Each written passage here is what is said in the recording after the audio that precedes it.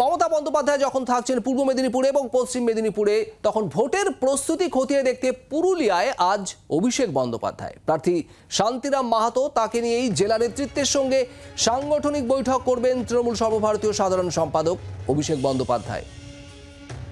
2014 সালে মৃগাঙ্ক মাহাতো তৃণমূলের হয়ে পুরুলিয়া আসনে জিতলেও 19-এ বিজেপির জ্যোতির্ময় মাহাতো এই আসনে জয়ী হন। সেই জ্যোতির্ময় মাহাতোর সঙ্গে এবারের লড়াই শান্তিরাম মাহাতোর। পুরুলিয়া জেলা নেতৃত্বকে নিয়ে ভোট কৌশল ঠিক করবেন অভিষেক বন্দ্যোপাধ্যায়, আর তাই আজ এই ঘরোয়া বৈঠক। পুরুলিয়ায় কড়া চ্যালেঞ্জ শাসক দল তৃণমূল কংগ্রেসের কাছে।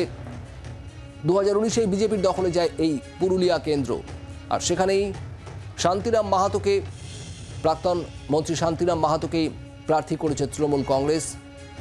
আজ অভিষেক বন্দ্যোপাধ্যায় যাচ্ছেন পুরুলিয়া, সেখানে জেলা নেতৃত্বের সঙ্গে বৈঠক করবেন। কি রণকৌশল থাকবে পুরুলিয়া লোকসভা নির্বাচনে, তা ঠিক করতে এই অভিষেক বন্দ্যোপাধ্যায়ের আজকের এই ঘরোয়া বৈঠক। প্রবীর চক্রবর্তী আমাদের প্রতিনিধি রয়েছেন আমাদের সঙ্গে। প্রবীর, পুরুলিয়া জেলা নেতৃত্বের সঙ্গে বৈঠক করবেন অভিষেক বন্দ্যোপাধ্যায়, কখন এবং কি খবর রয়েছে এখনো পর্যন্ত?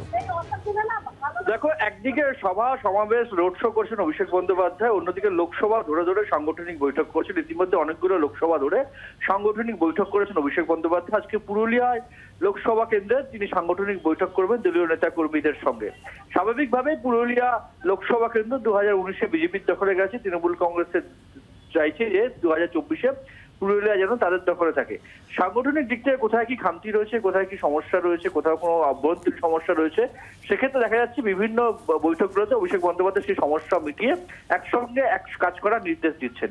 আজকে পুরুলিয়ার লোকসভা কেন্দ্রের যে বৈঠক, সেই বৈঠকে সেই একই নির্দেশ দিতে চলেছেন বলে মনে করা হচ্ছে। ধন্যবাদ প্রবীর।